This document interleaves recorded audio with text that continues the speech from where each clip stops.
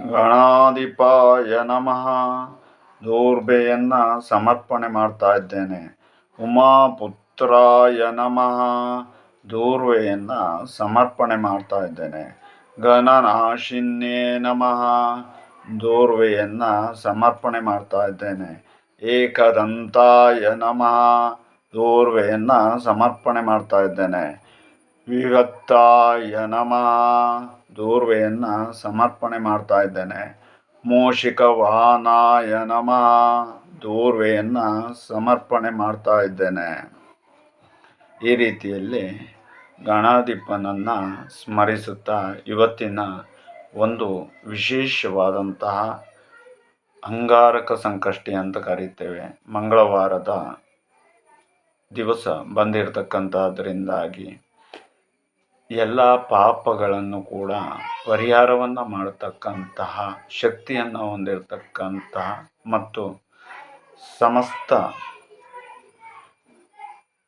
ವಿಘ್ನಗಳನ್ನು ದೂರ ಮಾಡತಕ್ಕಂತಹ ಲಂಬೋದರನ್ನು ಮನಸ್ಸಿನಲ್ಲಿ ಸ್ಮರಣೆಯನ್ನು ಮಾಡಿಕೊಳ್ತಾ ನಿಮ್ಮ ಶಕ್ತಿಯಾನುಸಾರವಾಗಿ ಎಷ್ಟು ದೂರ್ವೆಯನ್ನು ಹಾಕಲಿಕ್ಕೆ ಸಾಧ್ಯವಾಗ್ತದೋ ಅಷ್ಟನ್ನು ಆತನಿಗೆ ಸಮರ್ಪಣೆಯನ್ನು ಮಾಡಿಕೊಂಡು ಮನಃಕಾಮನೆಗಳು ಈಡೇರಲಿ ಅಂತ ಹೇಳುವುದಾಗಿ ಸ್ಮರಿಸಿಕೊಂಡು ನಾವು ಇವತ್ತಿನ ದಿವಸದಲ್ಲಿ ಶ್ರದ್ಧಾ ಭಕ್ತಿ ಅನುಸಾರವಾಗಿ